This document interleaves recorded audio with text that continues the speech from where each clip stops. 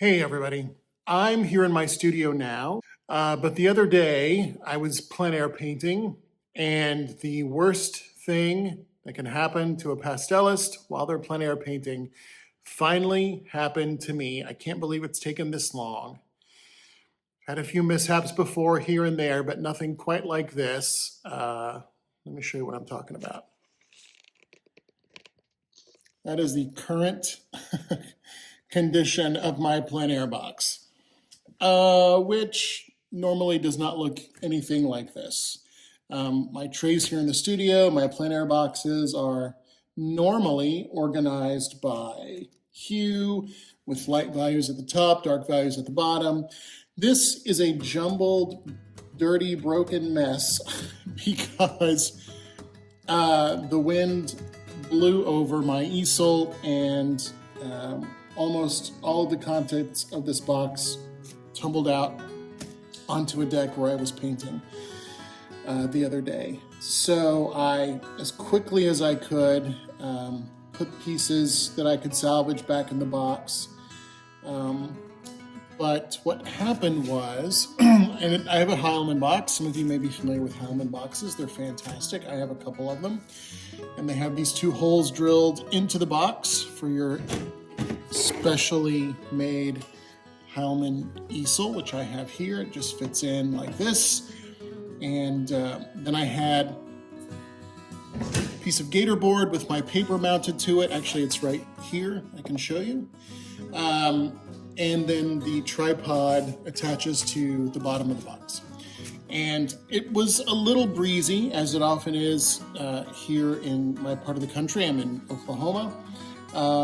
Wasn't crazy windy, but it was breezy. And so I was painting, and I even had one hand at the time holding on to the left side of the box, painting with my right hand.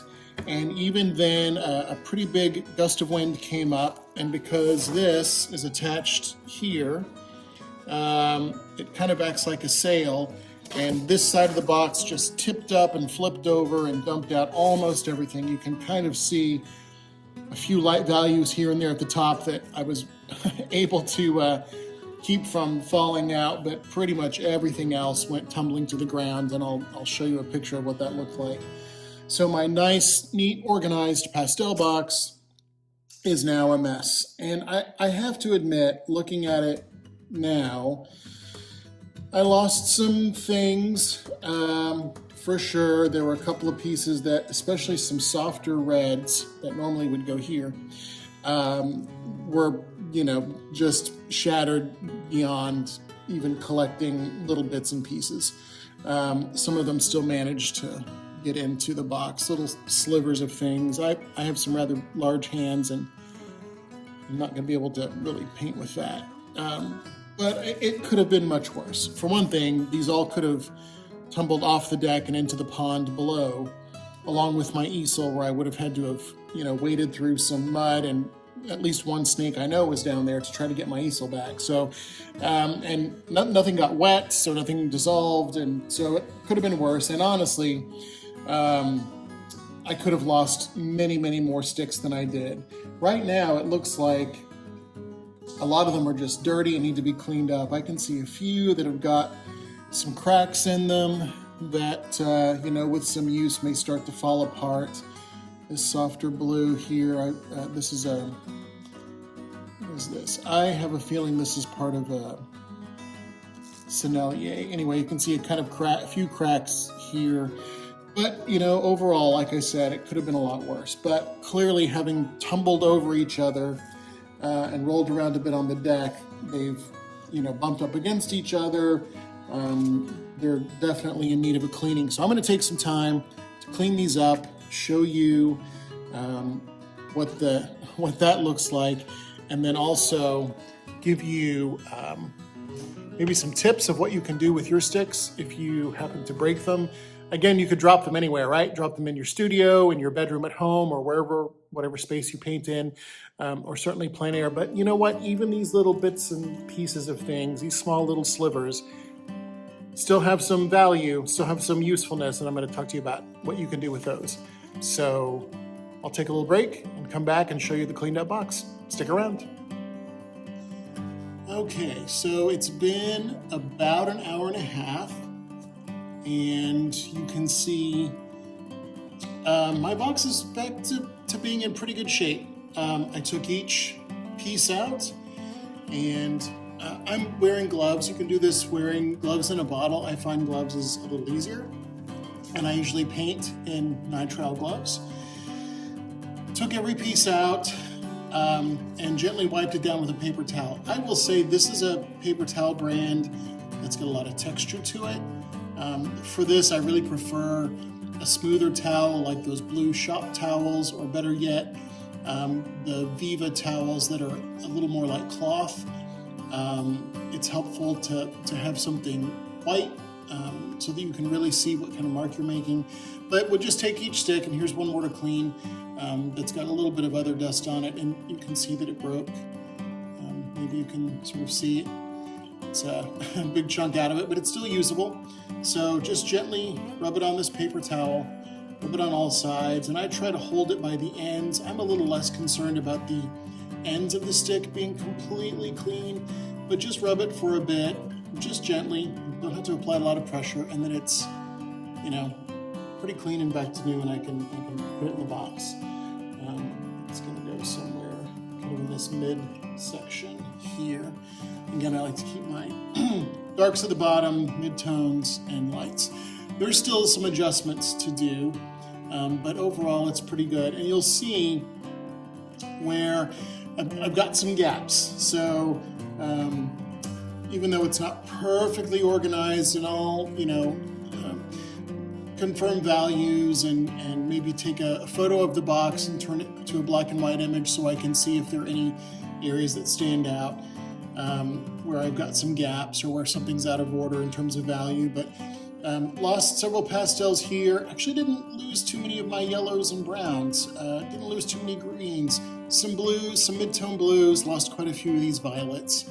And then I keep my neutrals on the right-hand side. And you can see some of them still have a little bit of some other dust on them, but at this point you could just take a clean paper towel and very gently rub them. See, I'm barely applying pressure and this one's popping out of the box. I'll tell you what works best, and I don't have any here in the studio, but to take an old feather duster or one of those Swiffer type dusters and take it outside, and even better, maybe put a face mask on and very gently just whisk over the top of your box.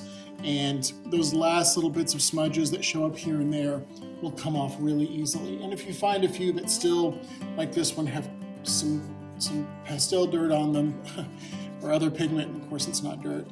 Actually, in this case, it was a little dirt because I dumped them out on a outdoor space. You can just gently wipe it off and try to put it back in. I'm not a total stickler for everything being exactly clean for the sake of being clean, but I'll tell you, I want to know what my sticks look like. And if they go too long without being cleaned, then it's kind of hard to tell exactly what the color and the value are, or the temperature. So I like to do that little duster trick, fairly often, and that really keeps them in pretty good shape. So I'll touch up a little bit more, but you can see it didn't take too long to get my box back in working order. Now, if you look down here, all right, here's the here's the damage. Little bits and pieces of things that are so thin, I'm not going to be able to hold on to them. And again, if you have smaller fingers, you might be able to. Things that have started to crumble that will continue. Actually, one or two of these pieces can still maybe be salvaged. Most of this, though, can't. The last thing I'm going to do, the thing I'm actually not going to do, is throw this away. It's still usable. And it's usable because, remember, these are still shards of pastel pigment already mixed with binder. So what I'm going to do, anytime I drop a stick or something breaks, I'm just a little too forceful in holding it. That's generally not a problem for me, but every once in a while something happens. Pick up as many of those shards as you can. And then what I do is I have some glass jars that I keep bits and pieces in. So this is my green jar. This is my yellow and brown jar. Here's my blue jar, and it's actually got some dust in it. every once in a while, if I'm painting something in a way that I just make a lot of dust, I'll save that dust as well. Or if I'm in a workshop, I'll go around and get everybody's dust trays, and if they're not going to keep them. So then here, if I've got my greens, I can just go through, and these are kind of blue greens. I didn't lose too many green pieces, but these are just going to go in my green jar. And then what will happen is down the road, whenever I get enough pieces, what I'll do is make new sticks. I have a pestle and mortar. I have a pestle and mortar, and what I'll do is grind up these little bits into a really, really, really fine powder. And then I will take an eyedropper with some distilled water and mix it in until it's a thick paste, roll it around into the shape that I want. Usually I just kind of roll them in my hands like this, and kind of tighten up the ends, and we'll form a new stick that's very similar to, something like this.